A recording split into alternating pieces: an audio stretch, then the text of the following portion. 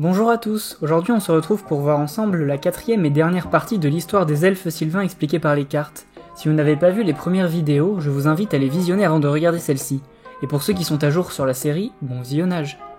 La dernière fois, nous nous étions laissés avec le retour d'Ariel au sein de son peuple et de la défaite de Morgur, qui marquèrent la fin de la saison de la rédemption, et le début de la saison de la ruine.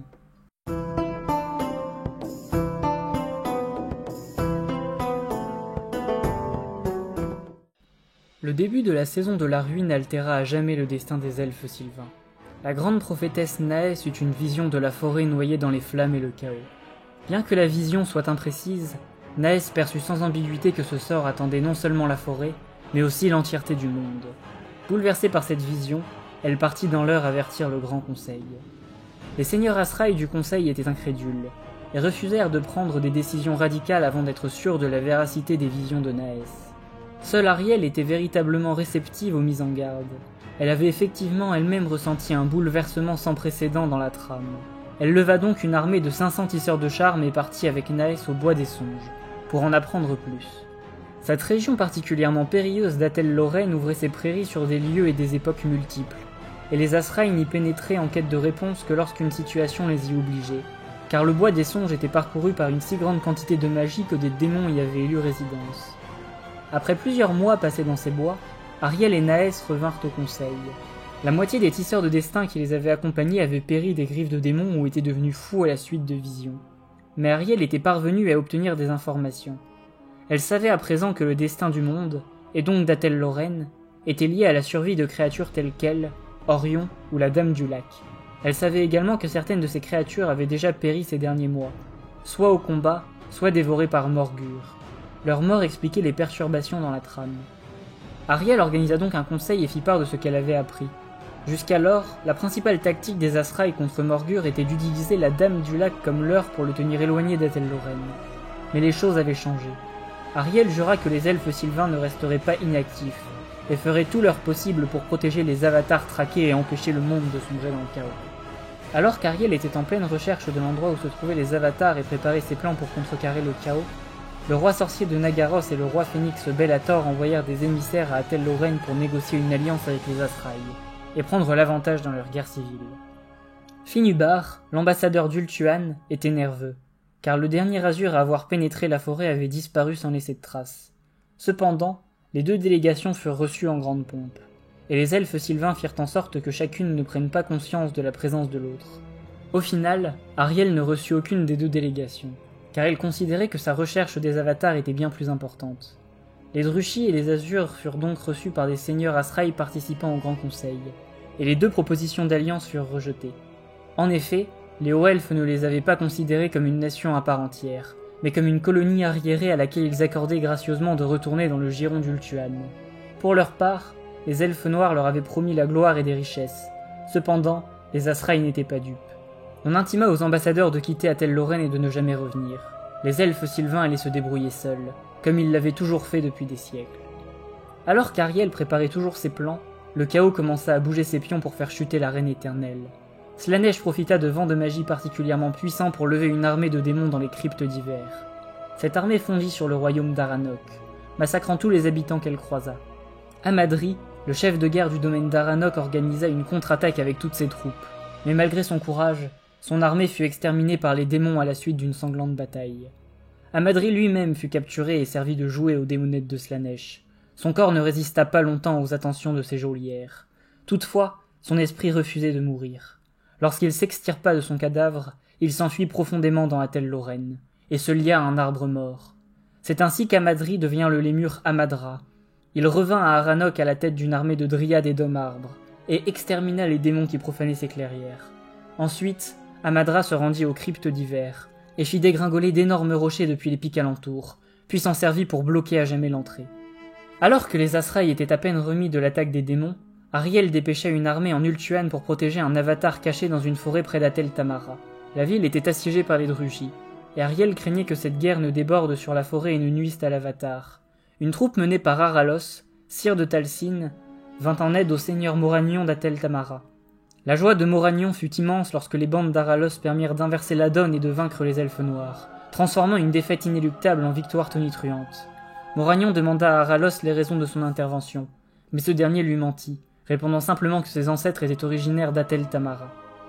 Alors que se déroulait la bataille pour Atel Tamara, les Bretoniens étaient en guerre pour repousser les peaux vertes de Bretonie, et avaient réussi à les cantonner aux territoires les plus sauvages du royaume. Beaucoup de peaux vertes se réfugièrent donc en Atel-Lorraine. Une conséquence positive de cette invasion fut que cette année-là, les elfes sylvains n'eurent pas à se préoccuper des menaces d'hommes-bêtes, car les peaux vertes les massacrèrent tous jusqu'au dernier. Les elfes sylvains s'en réjouirent au point que si les peaux vertes avaient décidé ensuite de quitter la forêt paisiblement, les Asraïs ne les auraient pas massacrés. Malheureusement, telle n'est pas la nature des orques et des gobelins. Rendus confiants par la destruction des hommes-bêtes, ils entreprirent de s'enfoncer plus profondément dans la forêt, en brûlant et en coupant les arbres. Malheureusement pour les peaux vertes, les premières clairières qui ressentirent la morsure de leur qui-coupe étaient sous la protection de Durtu. À peine les premiers feux furent allumés qu'une grande armée d'esprits des forêts jaillit des bois. Les dryades se jetèrent sur les gobelins en ricanant et en les mettant en charpie. Les lémures se frayèrent un chemin à travers les bandes d'orques, leurs écorces épaisses les rendant totalement insensibles aux coups furieux des peaux vertes. Voyant que ces guerriers étaient au bord de la retraite, le seigneur de guerre Braca, chef de l'armée peau verte, beugla et rugit, leur ordonnant de tenir la ligne. Mais il fut réduit au silence lorsque Durtu l'aplatit avec son énorme pied. Peu de temps après, l'homme arbre vénérable soigna les clairières abîmées par les orques en utilisant les corps de ces derniers comme engrais. L'un des derniers seigneurs de guerre peau verte à fuir la Bretonie était un dénommé Gorskar, qui avait su tenir les armées bretoniennes en respect pendant des années avant d'être chassé de ses terres par des Skaven. Étant poursuivi par les Bretoniens, il décida de fuir à travers la Lorraine, estimant à raison que les chevaliers ne se risqueraient pas à pénétrer dans la forêt magique. La horde de Gorskar étant particulièrement imposante, les Asraïs ne les affrontèrent pas immédiatement. Les forestiers placèrent plutôt de nombreux pièges pour diminuer l'effectif ennemi, et des régiments d'archers harcelaient sans cesse les peaux vertes pour les forcer à se mettre à découvert dans une prairie. Après que les peaux vertes eurent pénétré la prairie, ils furent accueillis par une armée de chevaliers sylvains et de chars d'Écosse. Tous les peaux vertes furent massacrés, et Gorsar lui-même succomba au coup du héros Elgerst au bord de son char. Le chaman de la tribu fut changé en pierre gardienne au cours d'un duel de magie, et la victoire des Asraïs fut totale. Peu de temps après s'être débarrassé des peaux vertes, la forêt se mit à pleurer, particulièrement la clairière du malheur où était enfermé Morgur. Ariel comprit que Morgur était de nouveau revenu à la vie. Des éclaireurs localisèrent l'immonde créature dans la forêt d'Ardennes. Refusant de prendre le risque de laisser d'autres races affronter le corrupteur, la reine magicienne envoya une armée pour le tuer tant qu'il était encore jeune. C'est ainsi qu'Aralos, sire de Talcine, et Naès, la prophétesse, menèrent de nombreuses bandes de guerriers à la chasse. Ils traquèrent Morgur et ses hardes dans la pénombre de la forêt, tuant les hommes-bêtes isolés à coups de flèches et de lances. Finalement, ils mirent en déroute la harde et acculèrent Morgur. Mais au moment où Aralos allait lui porter un coup mortel, l'air s'emplit du son de corps primitifs et de beuglements de bêtes. Les elfes étaient si concentrés sur la traque de Morgur qu'ils n'avaient pas remarqué les éclaireurs Ungor qui les suivaient. Ces derniers avaient rameuté de nombreuses hardes pour secourir Morgur, si bien que les elfes furent forcés de battre en retraite. Jusqu'à ce moment, les pertes des elfes avaient été légères, car ils avaient choisi avec soin leur champ de bataille. Mais cette fois-là, les hommes-bêtes se vengèrent. Les gardes sylvains tirèrent jusqu'à vider leur carquois, mais l'ennemi remplaçait ces pertes sans peine. Le cœur rempli d'amertume et de colère, Aralos abandonnait une arrière-garde afin de retenir les Gors pendant que le reste de sa force battait en retraite à travers la forêt d'Ardennes.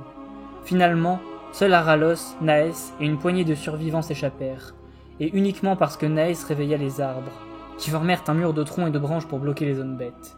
Honteux d'avoir échoué, Aralos revint l'année suivante à la forêt des Ardennes à la tête d'une grande armée, mais la magie primitive des hommes-bêtes avait déjà téléporté Morgur loin d'Atel-Lorraine, et Aralos dut donc retourner à Atel-Lorraine sans avoir pu chasser le corrupteur.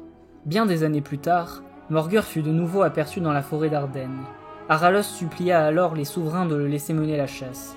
Au départ, Ariel refusa sa requête, estimant que la vengeance était souvent destructrice pour celui qui la poursuivit.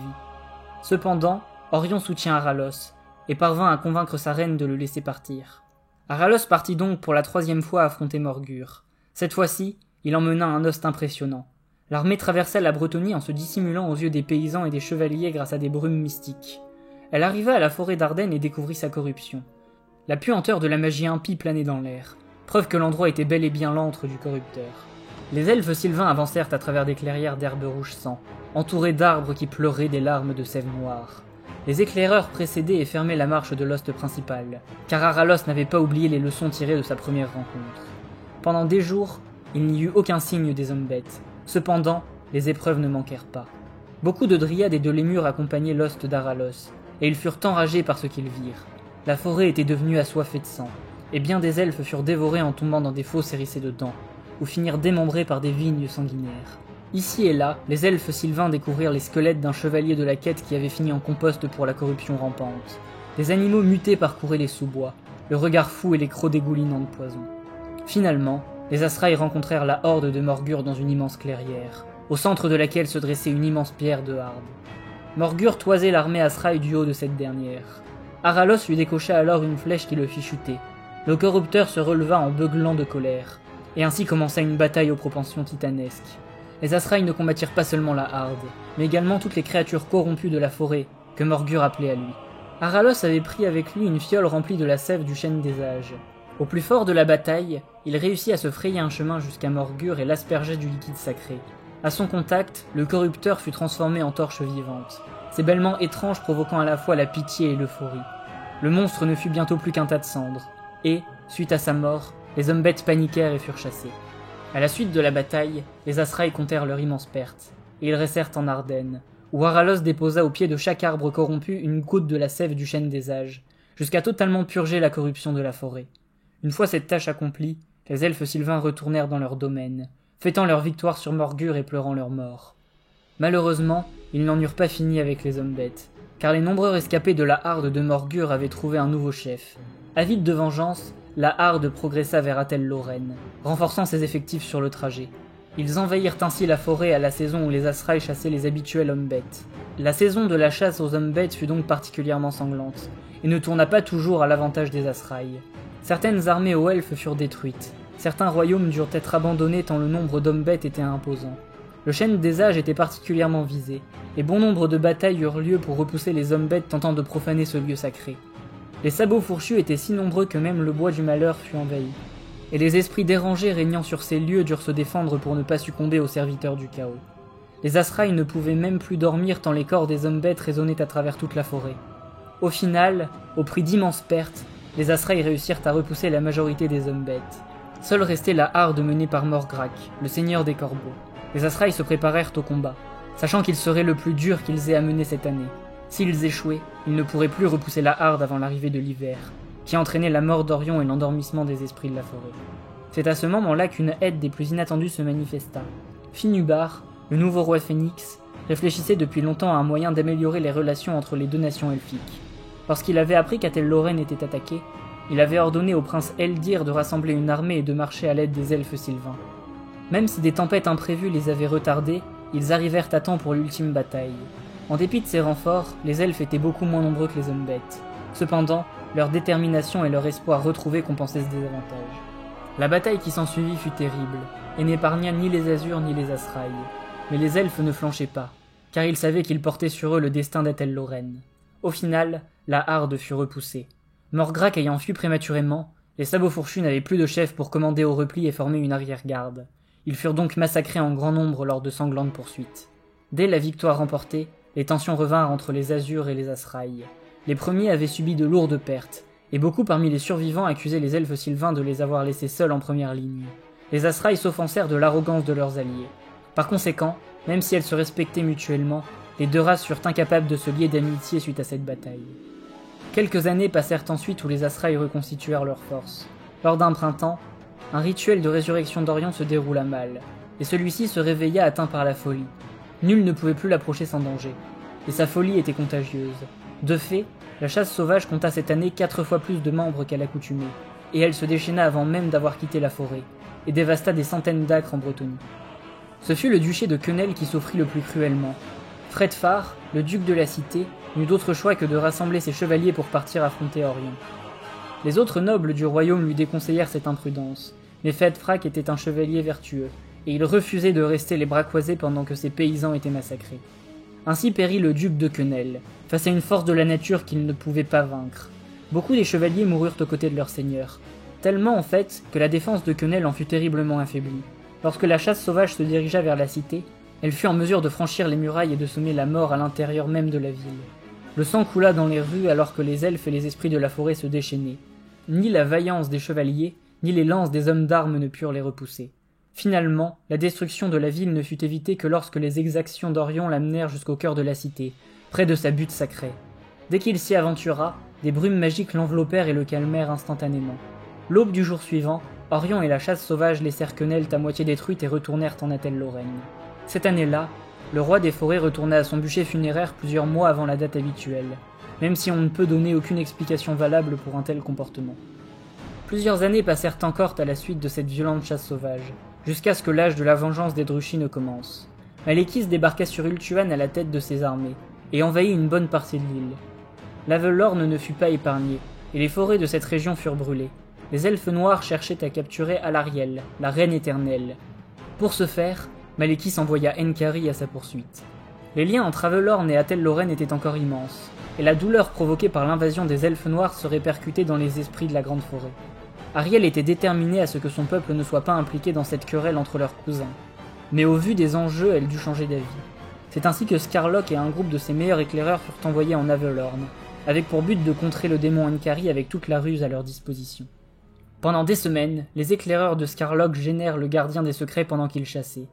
Ils ne cherchaient pas à engager directement la bête, mais ils suivaient son chemin à travers la forêt, et se contentaient de brouiller les pistes menant à la reine, ou de décocher quelques flèches pour attirer l'attention du démon avant de disparaître. Après plusieurs semaines de ce petit jeu, Alarielle avait rejoint Tyrion et Teclis, et Scarlock considéra sa mission comme accomplie. Il rentra sous les frondaisons de la Lorraine. Quelque temps plus tard, une bataille entre le grand nécromancien Heinrich Kemmler et les chevaliers bretoniens eut lieu. Heinrich fut repoussé et dut s'enfuir sans son armée. Cherchant un nouveau plan pour détruire la Bretonie, il eut une idée. Il y avait de nombreux cairns, monolithes et tumulus dispersés dans les landes entourant la forêt de la Lorraine. Certains furent dressés par les elfes sylvains comme pierres frontalières, bornes ou tombes pour les chefs des clans.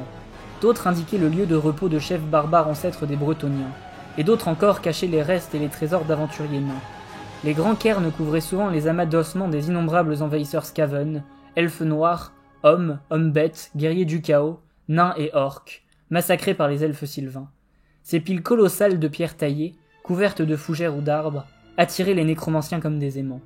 Au solstice d'hiver, alors que les rituels sacrés d'Orion allaient commencer et que l'attention des Asraï était relâchée, Heinrich alla donc sous les frondaisons d'Atelle-Lorraine pour éveiller les cadavres sous les cairns laissés par les elfes sylvains. Se constituant rapidement une armée sans que les elfes ne se doutent de rien, il voulut ensuite détruire le chêne des âges alors que la majorité des Asraï étaient réunis pour le rituel d'Orion, et se servir des cadavres pour vaincre la Bretonie. Malheureusement pour lui, il n'avait pas prévu que les Asraï n'étaient pas les seuls gardiens de la forêt. Une fois pénétrés en profondeur dans la Lorraine, les esprits sylvestres s'éveillèrent et massacrèrent sans pitié les marionnettes du nécromancien. Attirés par le bruit, les Asraï accourèrent et prêtèrent main forte aux esprits sylvestres. De toute l'armée mort-vivante, seul Heinrich réussit à s'en sortir indemne, en s'enfuyant accroché à un charognard. Il partit établir son repère dans les montagnes grises à la suite de cette défaite, et Orion put retrouver ses domaines intacts à son réveil au printemps suivant. Quelques années après avoir repoussé la menace mort-vivante, une harde de minotaures fut aperçue au Wissenland par des éclaireurs Asraï. Celle-ci se dirigeait vers Atelle-Lorraine, qu'elle aurait pu atteindre en traversant les montagnes grises. Pour éviter cela, Ariel demanda aux tisseurs de destin de détourner les eaux du fleuve Weiss pour forcer les minotaures à retourner dans l'Empire. Cette histoire aurait pu s'arrêter là pour les elfes sylvains, si l'empereur Karl Franz n'avait pas pénétré dans la Lorraine pour demander de l'aide aux Asraï, chose qu'aucun empereur n'avait jamais risquée avant lui. Décelant le potentiel de cet empereur humain, les Asraï acceptèrent de l'aider, et l'Host d'Orion, accompagné de la prophétesse Naès, partit dans le Wissenland pour affronter les minotaures. S'ensuivit une violente bataille où les armées de l'empereur et les Asraï combattirent côte à côte. Au plus violent de celle-ci, Karl Franz fut désarçonné et tomba, inconscient et à la merci des minotaures. Orion, qui avait été blessé, hésita à lui venir en aide. Au final, il se laissa convaincre par Naès, qui lui dit que même les avatars ne pouvaient vaincre le chaos seuls, et que Karl Franz avait encore un rôle à jouer dans la Grande Guerre. Orion accourut donc pour sauver l'empereur, et massacra tous les minotaures pendant plus de 3 heures, jusqu'à ce qu'enfin la harde soit vaincue. Il repartit ensuite avec les Asraï dans la Lorraine. Un mois plus tard, un émissaire d'Atelle-Lorraine fut admis dans le palais d'Aldorf. Il ne donna pas son nom, mais délivra un cadeau et un message. Le premier était un œuf de griffon, récupéré dans les plus hauts pics des montagnes grises. Le second était 2 mots éloquents. Nous observons. Plusieurs hivers après cette bataille, une lutte entre les Bretoniens commença à intéresser les Asraï. L'actuel roi de Bretonie, Louan Cœur de Lion, se battait avec un dénommé Malbaude, pour le contrôle de la Bretonie. Les Asraï s'étaient totalement désintéressés du conflit, du moins jusqu'à ce que Malbaude juge bon de renforcer son armée grâce à des pouvoirs nécromanciens. Ne souhaitant pas voir un royaume mort-vivant apparaître aux frontières d'Atelle-Lorraine, les Asraï se rangèrent du côté de Louan Cœur de Lion, lors de l'ultime bataille entre Malbaude et lui.